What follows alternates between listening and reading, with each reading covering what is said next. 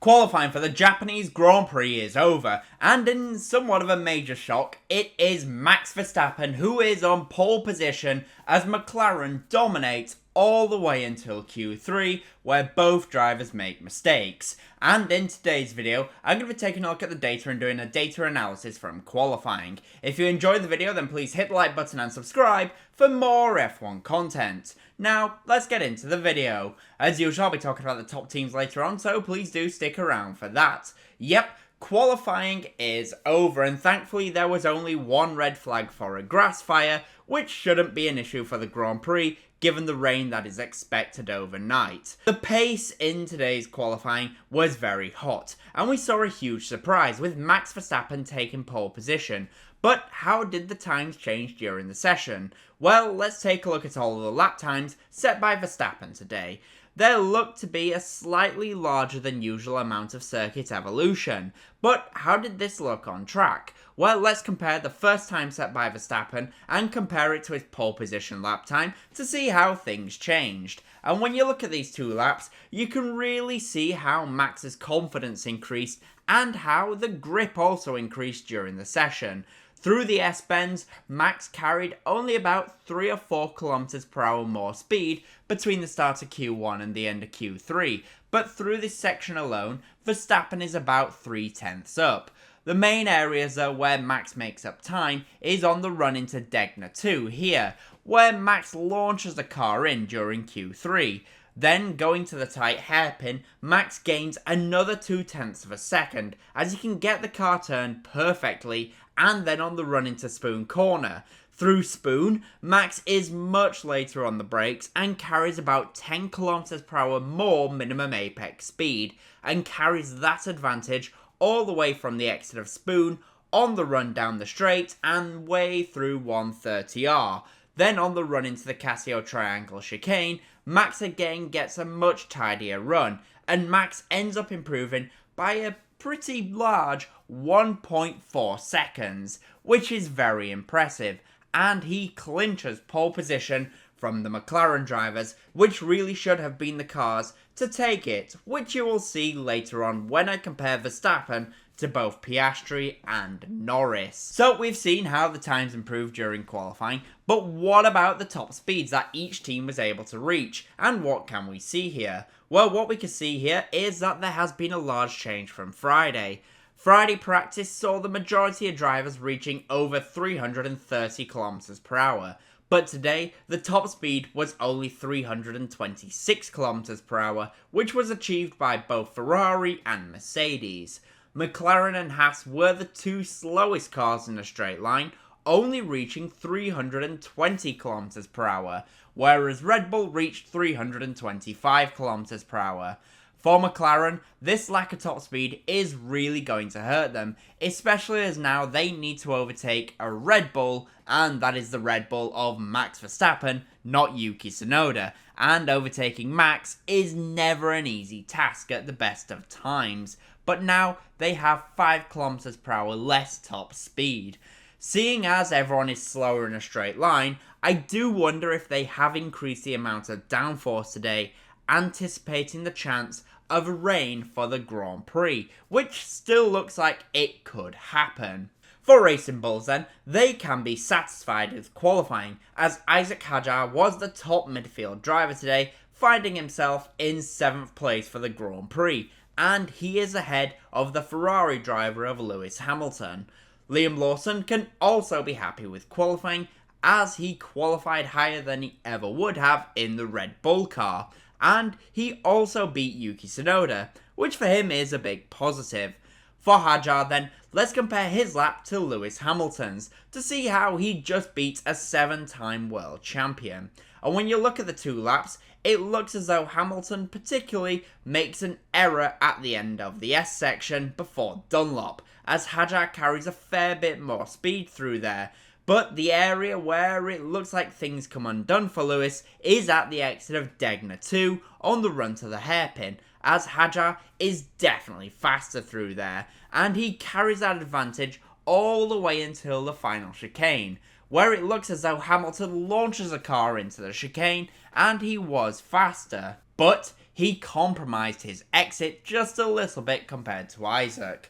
If Lewis was closer to Hadjar before the final chicane, then he definitely would have beaten Hadjar.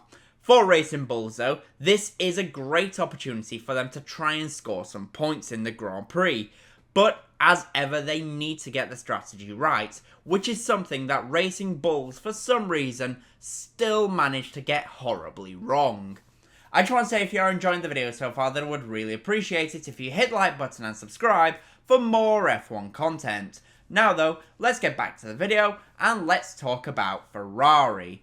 For Ferrari then, it was a better qualifying performance from Charles Leclerc compared to what we had seen in Shanghai, and he finds himself up in 4th place on the grid, and he is ahead of George Russell.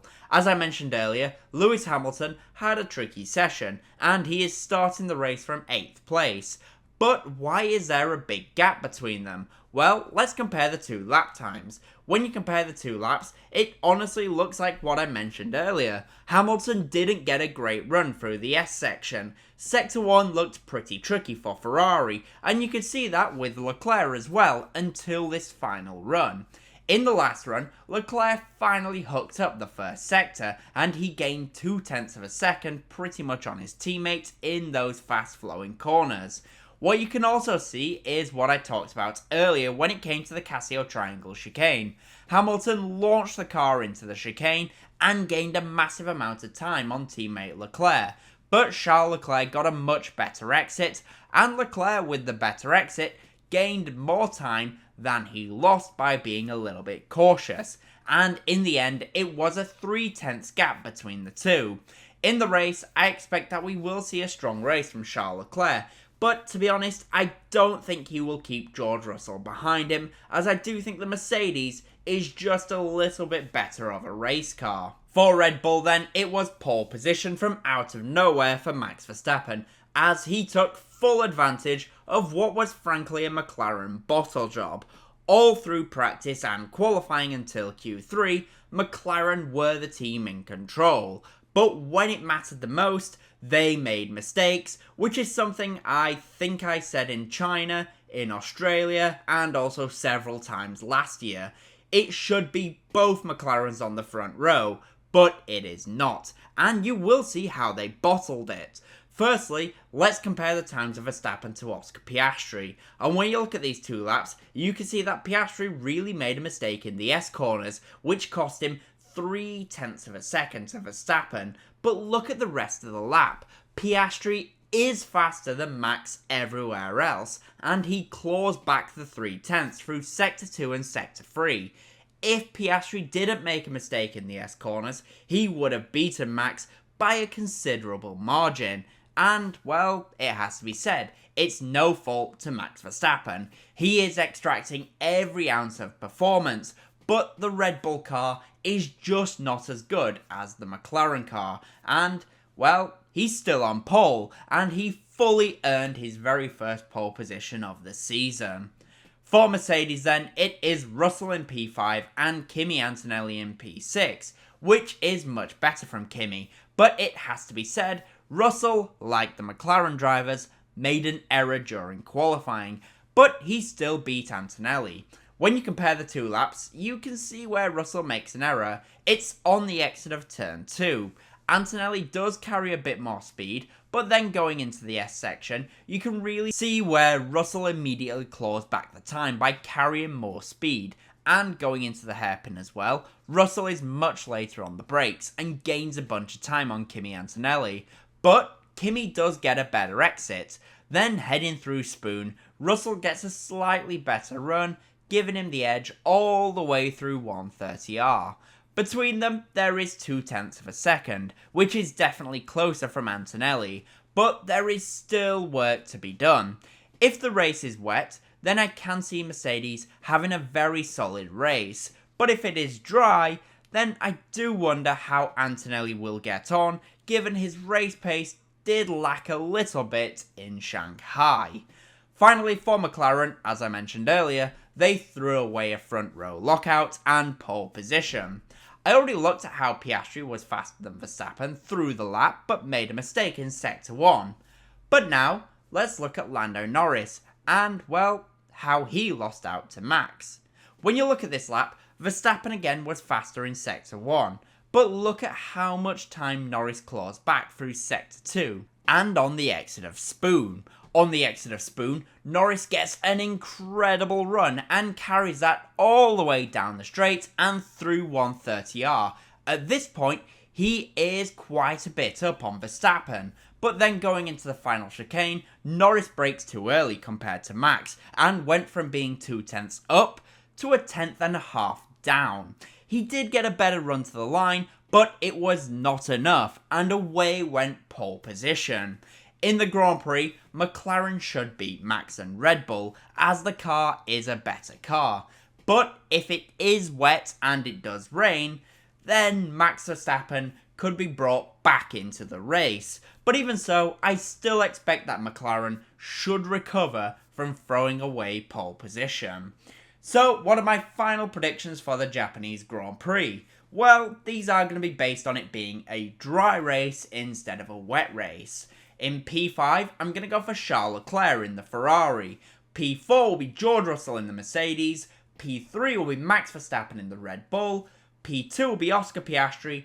And I'm going to go for Lando Norris to win the Japanese Grand Prix. But those are my thoughts. The question is, what do you guys think will happen? In the comment section down below, as always, please let me know. And as always, comment, leave a like and subscribe for more F1 content. Thank you all so much for watching.